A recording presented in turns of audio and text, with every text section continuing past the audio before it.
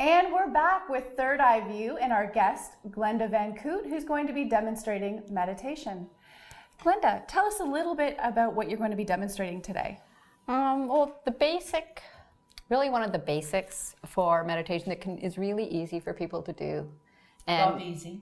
Yeah, to get them started is something called 16 seconds. Oh. You can think of it as 16 seconds to clarity, 16 seconds to bliss, just bliss. 16 seconds to luxurious. peace. It's exciting me already. And it's actually taught to like first responders in the military as tactical breathing. Oh, wow. And to help them, calm. Right. I had I don't think you've seen them do a little card, and I've got the instructions for 16 seconds on it. Yep. And one of my students had her sitting on her table, and her son came and he said, how come you have the instructions for tactical breathing? And he's a firefighter. He knew. He knew what it was, wow. and she said, oh, I'm taking a meditation class. So nice. it can be used in all kinds of situations. We have ours taped up in the mirror in the bathroom. Oh, kind yes, of Charlie told me that, how we start the day, and it's That's you I and forgot Dad at that. home, yeah, right? yes, Yeah. at home, yeah. Yeah, because it works really well, especially in the moment. And it can be the foundation for a meditation practice. You string those 16 seconds together, and you've got a minute.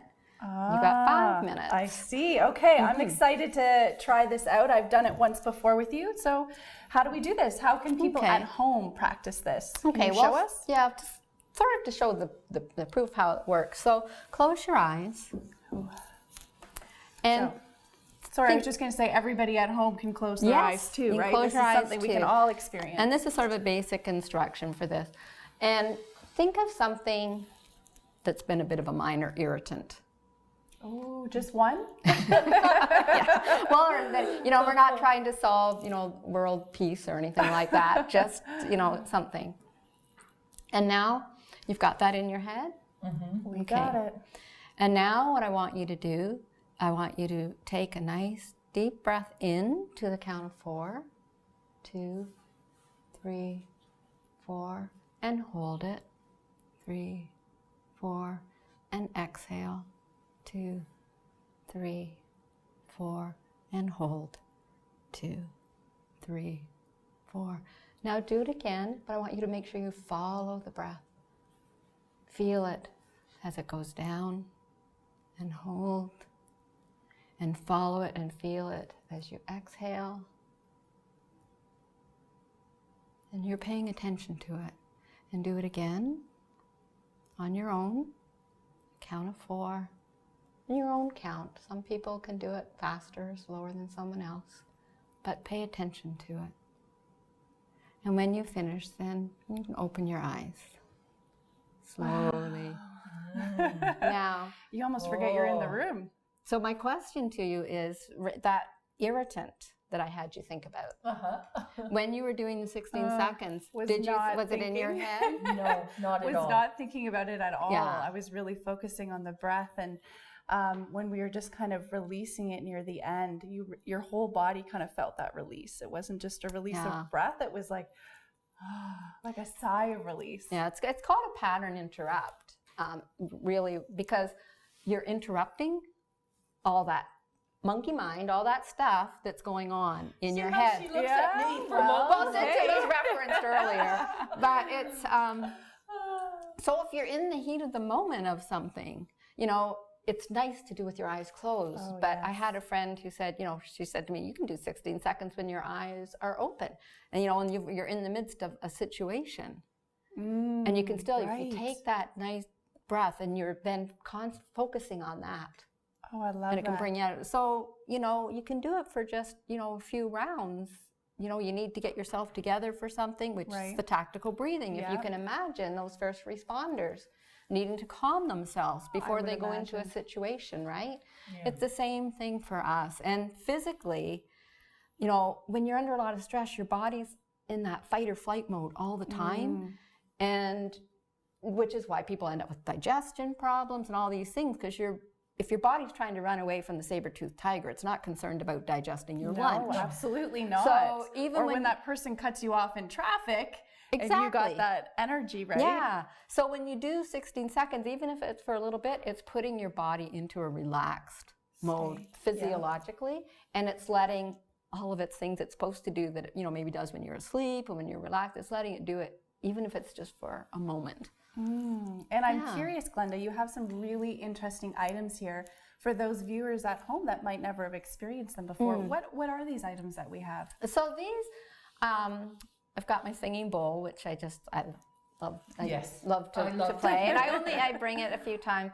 And my little chime, when I'm leading meditations for people, I will use that to help end the time for them. And I'll do that with my bowl as well. Can we hear your bowl, Glenda? Sure. We'll see if we can get it to sing. Yes, it is definitely a technique. I've tried to use a singing bowl before. Ooh, it's actually coming on pretty nice. All right. Good vibrations in here. And sometimes it goes crazy. But anyway, so it's nice, and it's nice to... And do people meditate to the sound of the singing bowl? You can use it as sort of in between. Your mind has started to wander. Okay, bring it back to the gong. Very nice. And it also, I noticed when you use that in your meditation practice, it kind of brings people back to the room, because you do have that moment of kind of escape where you're outside of yourself. So well, it brings them back gently. So, see if it'll ding on the table here. Ooh. So it's not something jarring, bringing Very them subtle. back. And you can get apps for your phone, meditation apps. So if you're trying to time, 5 minutes of meditation, you don't have to use your alarm on your phone that's maybe a little harsh. Because it brings you back like, oh. Yeah, there's different ones called Insight Timer that's really good, and you can set the time. And I've got another meditation app too, but you can set the sound to like a chime or a bowl. And then it's always nice to burn, I can have a candle going, especially I tend to do my meditation early in the morning and it's still dark. And it's nice, and I'll often light a candle and have it going, and it helps bring that peace too, right? I love that. So that's what I've always wondered. Is it important to have like a meditative practice, like to do it every day? Certain... Yeah, if you can do it every day, I'm trying to teach people all the time to meditate every day. That Harvard study that I spoke of proved that, those people were meditating an average of 27 minutes. At 30 minutes will actually change that structure. But even if you can do 5 or 10 minutes a day, it's just, and if you can do it first thing in the morning, teach something called RPM, Rise, P, Meditate. So it's kind of whatever they can kind of fill in. So if they can do that practice, or if they can do it as short or as long as that they have time for. Yeah. Well, thank you so much, Glenda. You're welcome. That was a fabulous experience. Thank you for having me. And thanks so much for coming.